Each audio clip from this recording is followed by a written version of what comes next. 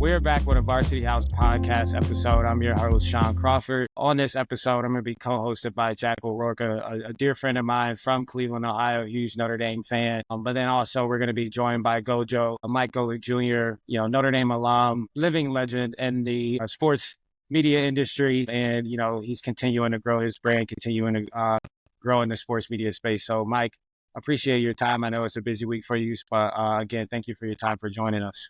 I can say, man, I can't tell you how good it is for business when Notre Dame decides to make a deep postseason run like this. The phone starts blowing up, radio stations, everyone wants to talk Notre Dame. And for better or for worse, I think due to my very public, unhinged behavior around watching this team, I have become, at least for some people, their go-to spot for spouting off about the Irish. So, no, it's fun, man. This is a good time of year. It's fun seeing true postseason football like this right now in our sport.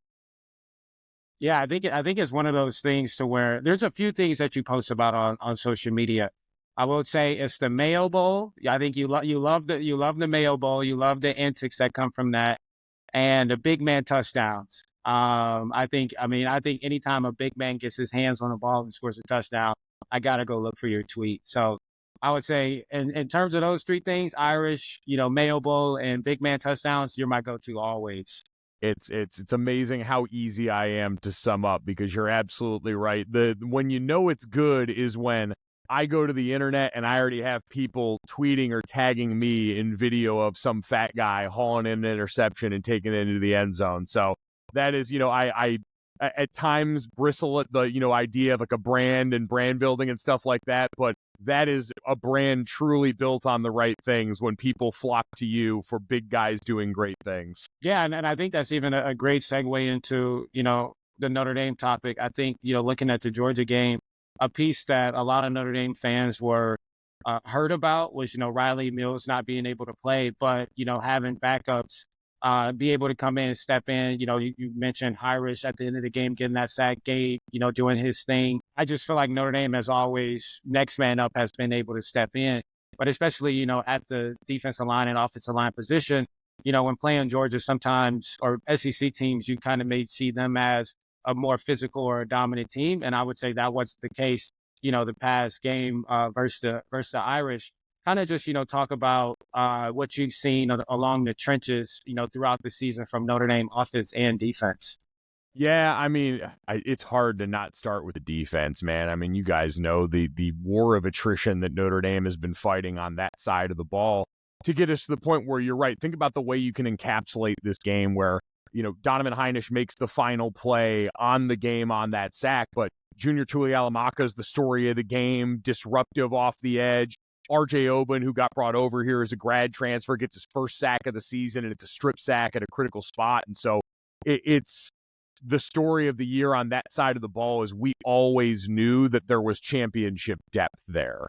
And Notre Dame was able to get freshmen up to speed in a way that I think has far exceeded anything in my lifetime that I've seen in terms of the amount of young players when you go up and down this roster that are freshmen, sophomores, redshirt sophomores that are playing and have played meaningful snaps on this defense. You knew it was there, but to see that championship depth actually tested and to see them pass the test with as much flying colors as they have so far through this playoff run, you can't say enough about the coaching of Al Golden, of Marcus Freeman, of everyone to have these guys physically and mentally prepared, the strength and conditioning staff, all to be ready for that moment there. Defensively and then offensively, they have not been, without injury on that side of the ball too, going back to Charles Jagisa before the season, but, Ashton in the middle of the season there. And those guys also, while the offense we know has been more opportunistic than they've ever been dominant, that group up front, along with Riley and Jeremiah and Jadarian Price, have found ways in critical moments to make sure they impact the game and high leverage spots. I thought this game was a great test on the edges of this offense. You go all the way back, Jack, to Texas A&M in week 1, where you've got Nick Scorton and this defense full of space aliens, and these guys have 6 career starts altogether. And now you fast forward here, and Jalen Walker and these great Georgia defensive ends and linebackers going up against Wagner and Anthony Knapp, and seeing how improved these guys have been over the course of the season. It's just kind of, again, it goes back to the story for this season to me is is coaching, the growth of Marcus Freeman and the in-game stuff, but also the development in this roster that's a clear indication of that too. So as a Notre Dame offensive lineman, we just saw this huge fallout from the Sugar Bowl. One of the biggest stories in the aftermath was Pat Coogan's hype-up speech to the other O-linemen before the game. As an O-lineman, how bad did you want to get out there and take a couple of snaps with the boys after that? Yeah, no, it's fun to see those guys.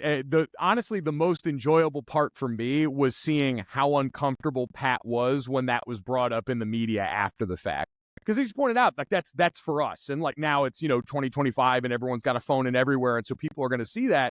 But it's a moment among each other. And those are the moments you always miss in sports, right? Where it's you and the guys in a bunker. And I do think those moments now, it's more important the further you go along in the dance, and they are the ones you remember a little bit more. Because I don't know about you, Sean, like I remember, 2012, we made the BCS title run, and I remember how, like, people always talk about ignoring the noise. I remember how quiet it got. Like, you realize when you get further along in this, it's just us left. Like, college football media doesn't have anyone else to talk about now. There are 4 teams left that are getting meaningful headlines and meaningful conversation. And so, yeah, there's noise around you. You're being asked to do a lot. You're being pulled in a lot of different directions. But when you go to listen for the normal stuff you'd hear, getting ready for games on Saturday, we click on College Game Day like everyone else. We watch all the stuff that's going on because it's background noise. It's something to kind of take your mind off things. There's none of that right now. It's you. And so having that trust in the guys in the foxhole the way that, Cougs and the rest of the offensive line had right now, and what's clearly a really close group that's bonded as they've all gotten experience over the year, we get a window into that. And so much of modern media is how do we get people access into a place that they can never go? And that's been a cool bit of access for everyone there. Because quite honestly, I'm used to that from the other side in that game. Like, we've gotten leaked Kirby Smart halftime speeches for years, and I always leave ready to run through a wall on those. But, Bleep on 2 and all the different breakdowns that Pat and those guys have had have been a ton of fun to get a window into. So, but he is a typical O-lineman where once the spotlight got turned on him, he really didn't like the way that felt, because just in our nature, we are creatures that want to keep to ourselves. We're a bunch of fat guys that hang out together and don't really like when we've got the attention of the outside world on us. What is it about the Notre Dame and the recruitment of offensive line? Because even when I was there, we had the legendary Coach Heastan, but the competitiveness and the level of expertise has that the group is carries along continues to grow. You see Joe Alt having a great season right now in the NFL. Blake Fisher also got some reps and things like that. But what does Notre Dame look for in the offensive line? And, how does that, that the program continue to build along that? Because even like when I was there, it was just like, we always knew we were going to have a great offensive line. Like receivers, quarterback, it didn't matter. We knew that we were going to have a great offensive line, and we knew that, the next guy in was probably going to be an All-American as well. So when you were getting recruited, what were some of those things that they look for, but also some of those things that you still see in the O-lineman now? Yeah, I think, one, you've always had proof of concept. Like, you can see the ball go through the basket. If you're a guy that wants to play in the NFL along the offensive line, Notre Dame's got a rich history of that going back years. Aaron Taylor, one of the greatest offensive linemen ever to play at Notre Dame. Joe Moore, who the Joe Moore Award that goes to the best offensive line unit in college is named after, coached at Notre Dame, back when Lou Holtz and Aaron were there. And, then you go on through the modern times. Like, I remember growing up and watching Jeff Fain on the offensive line at Notre Dame when I was coming up, and always wanting to, play like him, and watching him play in college and in the NFL. And so you've always had the ability to look and see, all right, there's a pathway for me to the NFL for so many guys that want to play football at this level. And there's a pride in that room. Something you mentioned Coach Heastan. He was my O-line coach my last year, and he said, there's a lot of pride in the people that have come before you in this room, and it's our job to go out there and honor that with the way we play and uphold that standard in the room. And so what happens when you got proof of concept, and then in the recent iteration of this, really, from 2012 or the early mid-2000s on, is you've had guys in the room that are, great players. They're able to recruit great players. The Midwest footprint's got a ton of great offensive line prospects. They're big meat slabs of human beings. But when you've got quality coaching like that, and you can get technically better, you mentioned the development there. In the NFL, you don't have a lot of time anymore to develop offensive linemen. You can't just take traitsy guys, because there's not as many great offensive line coaches all over, just like there aren't in a lot of positions, and you just don't have as much time on the field. And so having Coach Easton there for as long as he was, having Joe Rudolph now, who developed great O-linemen for years at Wisconsin when he was there, you're a unique weapon in that way. And then, once you get those great guys in the room, having the way it's gone where you've got young guys that have waited around, old guys that have developed into leaders in the room, is you all have had that standard passed down to you. Zach Martin passed it down to Mike McGlinchey and Quentin Nelson, and Ronnie Stanley did the same thing, and Nick Martin and all those guys through, Hainsey and Liam Eichenberg and that group into the group that you just mentioned, and Joe Alton, Blake Fisher and Jarrett Patterson and all these guys. They know the standard, so the room self-polices then. They learned it from the guy that was the first rounder before them, and so now you understand what's expected of everyone in that room. And, the best locker rooms are the ones where the coaches got to say very little because everyone else understands, hey, the older guys are going to police the younger guys. Everybody knows what we need to be doing. It's not about, hey, we're getting through a drill just to get through it. We're not getting out of this until it's done right because we know we're playing for a standard that nobody else is going to understand. That lives in our head. And I remember the first day I learned that. We played Navy at the first game of 2012 when Harry got there. And we beat them like 40-something to 12. I mean, we skunked them. It was the game in Ireland. It was the opening of that season. We were great. And we came back and got MF up and down in the film room because we had gone out there and beat them, but we hadn't done it the way we were supposed to. And I walked out of that feeling like we had lost the game. And that was when I realized, oh, that's not the standard. Winning and doing that isn't the standard. It's we have to play the way that we're supposed to play in this position. And so now that that's so worn into the fabric of this group and everyone can self-police that, it makes it a lot easier to watch that keep going because each successive group understands that because the guys before them gave them that game. I wanted to ask both of you about the standard that you just mentioned, Mike, because when you look at the Notre Dame community, everyone is super proud of this team winning the Sugar Bowl against Georgia. Like, when's the last time to be an SEC team in such a big game like that? But if you look nationally at the coverage, on the Notre Dame side, it's still, oh, they beat the backup quarterback. On the Penn State side, it's they beat the two worst teams in the playoffs. No one is really admitting that Notre Dame or Penn State can win that big game. Do you guys think that narrative will finally change based on the outcome of the semifinals? Sean, I don't know about you. I actually feel like Notre Dame is getting a lot of credit for that Georgia win. Like, and maybe that's, me just moving in the circles that I move in here, but I do feel like even with that, the physicality that Notre Dame approached that game with was the thing that when I talked to most people outside of the Notre Dame circle was the thing that stuck out to them. And my friends that cover, the national media at ESPN that put on the playoff and all that stuff, that was kind of the message I've heard echoed from all of those guys. And so I do think there's that there. I think from the Penn State side, just because of the path they've taken here where it's been, SMU and then Boise State, which no disrespect to them, but most people identified Penn State's path early on because of how we seeded this thing and said, hey, they're going to have a more opportune run through this than maybe some of the other teams in the way that things shook out. So I think in terms of, like who does this game mean for? It means a ton to both sides, but the big game James Franklin thing, I think is finally, they're going to grade that more on how this game goes than how the last two games go versus for Notre Dame getting that first, BCS New Year's Six playoff win that they've had since 1994, that first big-time bowl win. I do think there's a significant monkey off Notre Dame's back already after that Georgia win. Yeah, I have an interesting point of view looking at it because I was a part of just a few of those teams that played the SEC teams or played the big games and lost those close games, but we ended up losing. Just from the aspect to where it's like, I truly looked at us this year as a better team than Georgia going into the game. Yeah, I know you talked about having a backup quarterback, but I also thought we were just only question mark I had was just the offensive line. If we're going to be able to control, the trenches and those different things, will we be able to move their front seven? Because they have a great front four and then great linebackers as well. So where are we going to be able to get pushed and run the ball on them?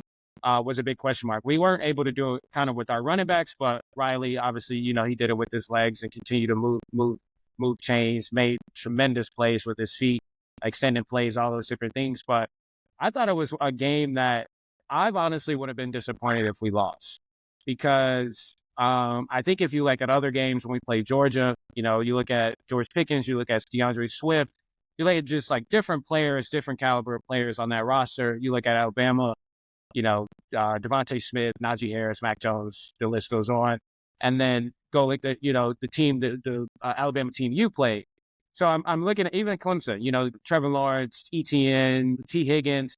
Like, these are the teams that, like, we kind of played up against, to where it's like, okay, we weren't necessarily favored to win those games, and we ended up losing them.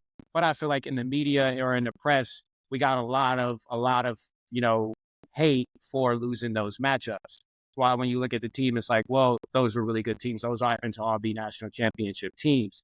And then now when we take a look at it, it's like, okay, well, I think Notre Dame is looking at the Final Four teams. I think we should be in a national championship game.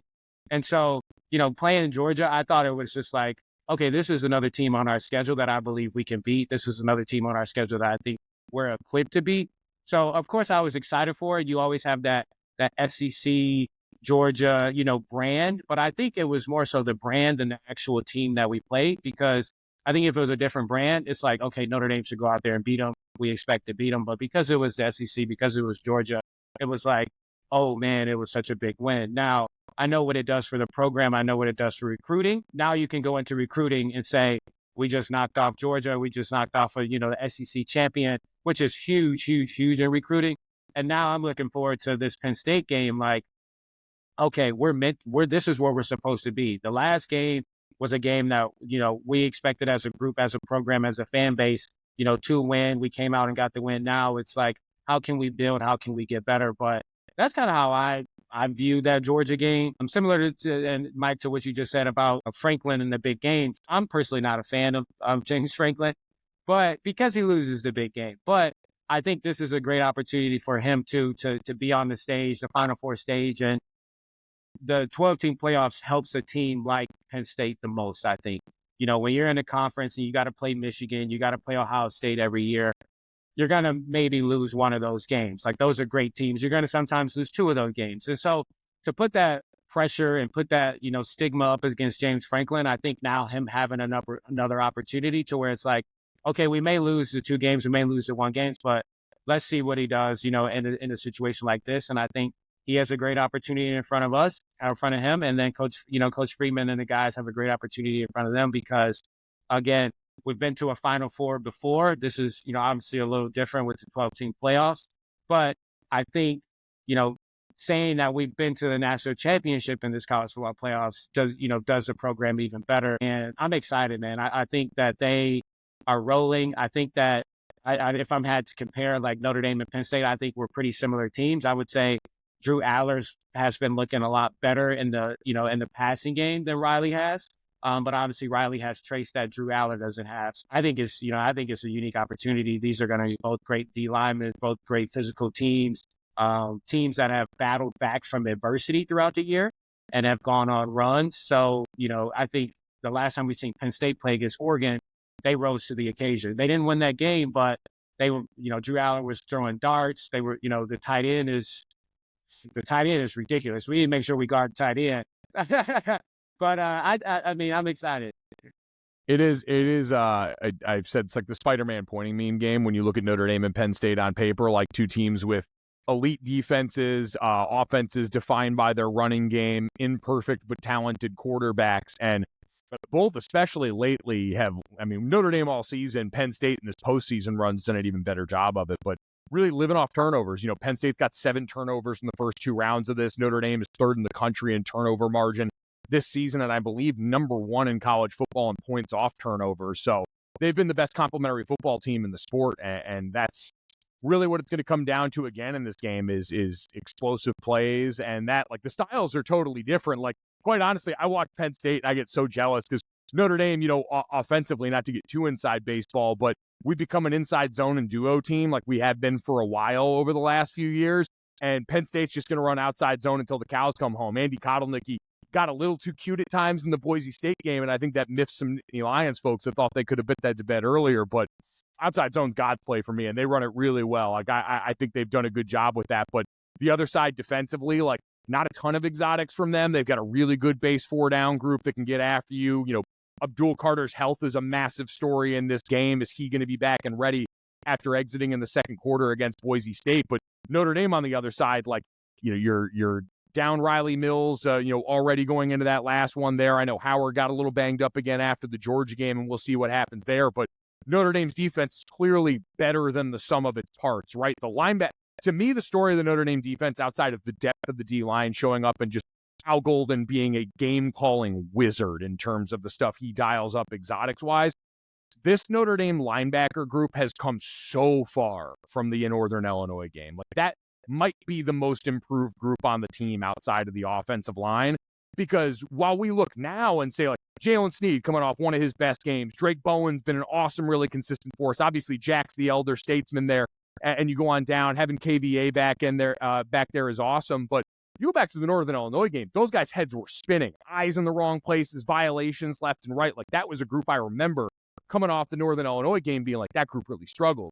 And now they are a strength of this team. Everyone they put out there has got a unique way to contribute to this, a unique skill set that they bring to the defense, but they're all so disciplined, and it's just so much fun to watch. Like, they are a true war machine on defense right now is Notre Dame. And so I think that discipline against, a lot of the movement and pre-snap gesticulation that you got going on with Penn State, and certainly, for a team that plays as much man coverage as Notre Dame does, who does match up with Tyler Warren? Like, who do they put on him? Is it Adon? Is it going to be Xavier? Like, I know they like to usually keep Xavier deep middle and let him roam and be that last line of defense. And so it's going to be really interesting to see those sort of games within the game that are ultimately going to decide this. So if you look at the last game for Notre Dame, you had a bunch of guys who haven't necessarily been stars this year, who came out and made the big plays when it mattered most. You guys obviously know it takes unsung heroes to win at this time of the year, with guys like RJ Owen coming up with the big plays.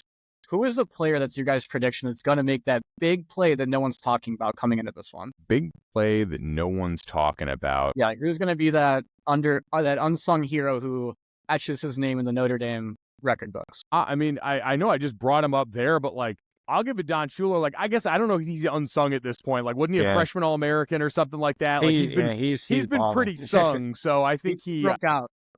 Damn it! All right, they already got him out there. Honestly, because I know Coach Mickens and I know the work that he's done with the group, I'm going to say Christian Gray, because I think I think if you look at Notre Dame's defense, I would say, and you pointed out a weaker point. I'm not saying, it is our weak point, but I would say a weaker point on the defense has been Christian Gray. I would just say, looking at him, because even you look at the USC game, he battled that entire game. Playing corner is not easy. I just want to get that out there. Playing corner is very, very hard. And you're also going up against, some of the best athletes on the team. And being able to just see his development and his growth, even just in the USC game, battling, fighting back, ball's getting caught on him. He's making plays on the ball, and then he comes up and has a big interception. Even in this Georgia game, he gives up a deep pass. We're saved by the guy on the sideline. Defense bounced back, and we get a stop and all those different things. But it's the continuous fight and the continuous development within the game that I love to see from Christian every single game. Like, I don't think we're gonna I don't think it's like, I think an obvious answer for Penn State is to try to attack him. I think Lenny has been doing great, and his length is ridiculous. But he's been doing great as a freshman and doing those different things. And so, just as an unsung, I feel like someone that you're probably not thinking of, I would say Christian Gray to make a big play in this game. They're going to want to pass it. They're going to want to, I don't think they're going to have much success running the ball. I could be wrong, but I think an angle for them is going to be through the air. And I think they're going to probably try 29, but I think 29, steps up and does his thing. You know what? In a similar vein, then, because I don't know how they're going to match up with this, and the guy I'm about to mention's primarily been our nickel, but I just feel like Jordan Clark's due for a big one. Like, he's been really good all season long, true nose for the football. Like, you can tell, like, the NFL pedigree of his dad, Ryan, like, it's all in there, especially from the neck up with that guy. He's come in year one and been super savvy and physical for them. And I just feel like this is going to be a game where you're going to need a guy with that skill set against someone who is as physically, just big and imposing. Like, Tyler Warren's a big dude. This isn't Brock Bowers out there who's, shifty all-around great weapon. Like, Tyler Warren's a big tight end. He's a really physical blocker. He's obviously great as a pass catcher, and they move him all around. And so I think Jordan, along with that safety group, I'd imagine is probably going to have to play a pretty big role in this. Yeah.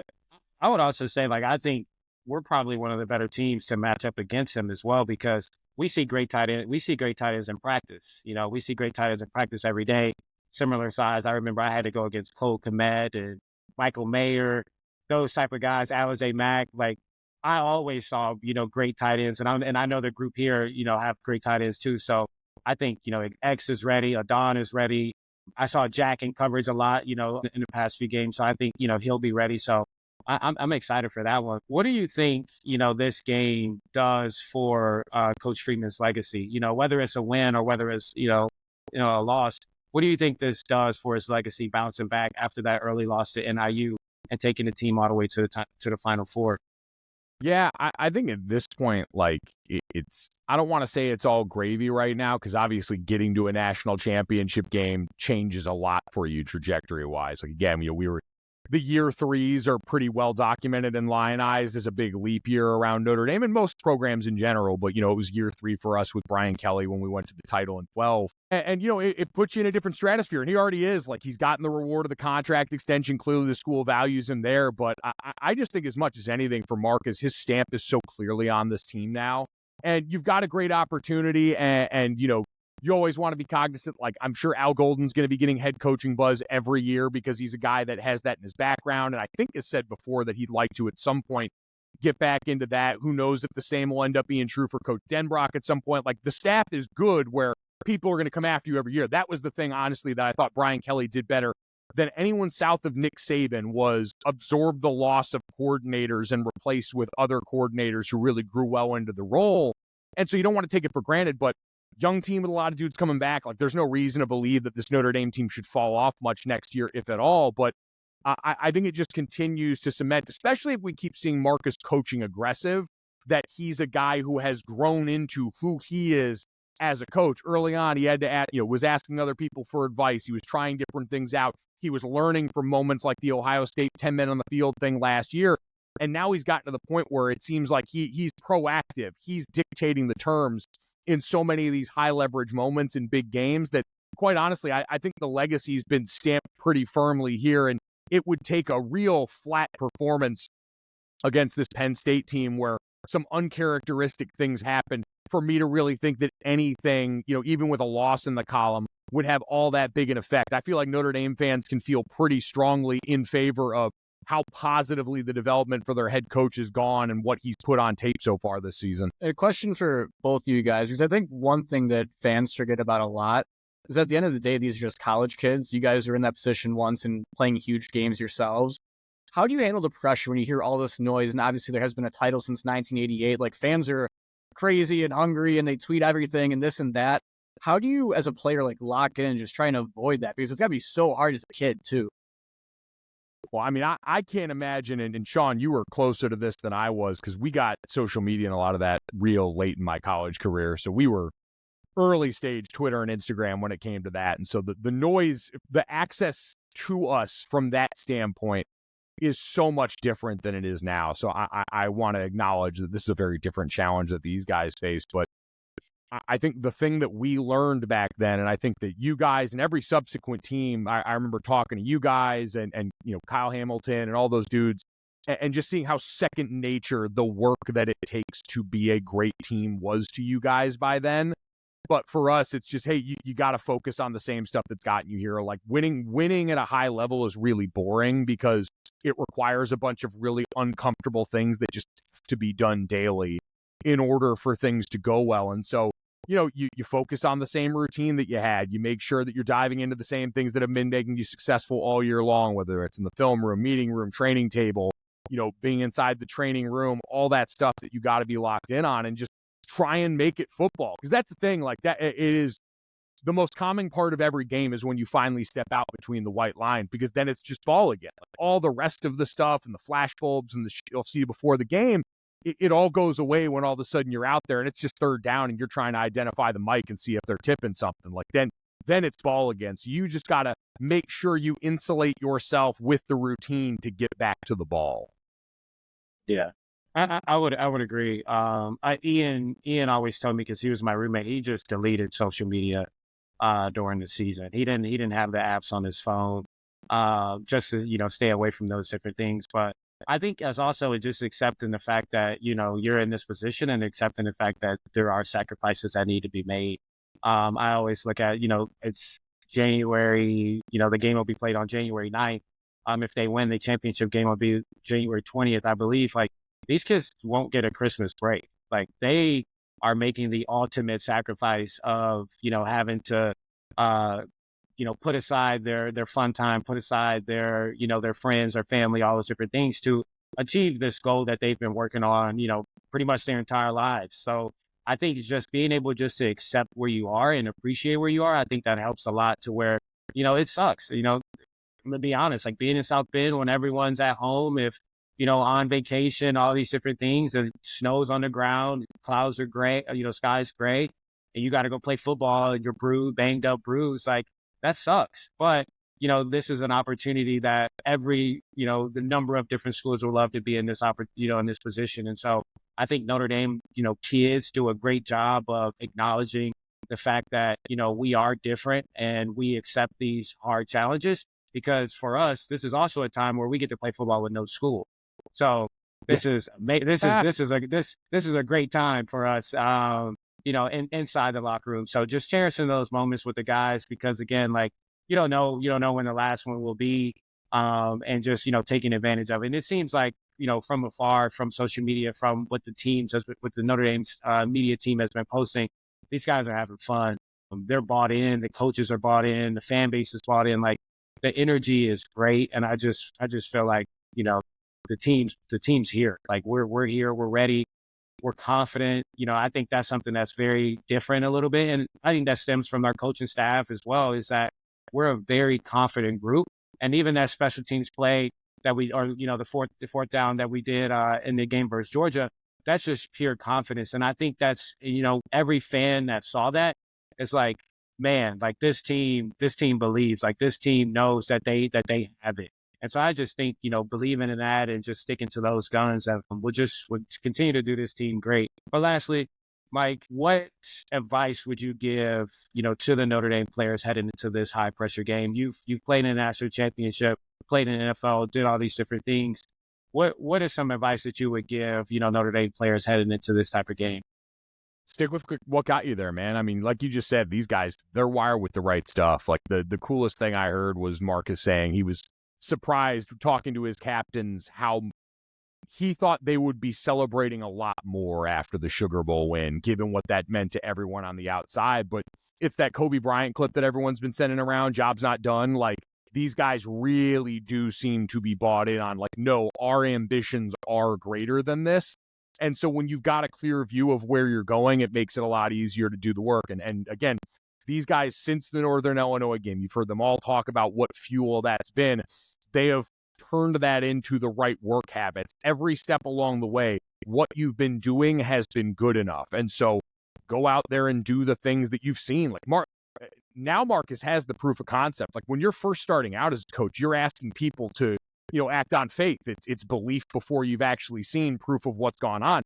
Now, for so many of these guys up and down the roster, you got proof that if I do this, I will improve, I will get better, I will be able to accomplish. And so just, keep it simple, focus on each other, and stick with what got you there. Great. I'm excited for it, man. And I'm excited to see, us being, all three of us being like Ohio guys, the potential matchup against Ohio State. And so, if that comes, we'll definitely have to do this again and get on, because that'll be I'm sure, all of us know how Ohio State fans are. So that'll be a fun one. But Mike, I appreciate your time. I know, like I said, I know you got a bunch of stuff going on this week with Notre Dame, but also, NFL content that you do and Gojo content that you do. So wishing you much success, and thank you again. No, appreciate it, man. Always great catching up with you, Sean, Jack. Nice to meet you. Nice to get to do this. And like I said, hopefully we get to do another one of these things, and Notre Dame keeps it moving. Definitely. Appreciate you. Go Irish. Go Irish.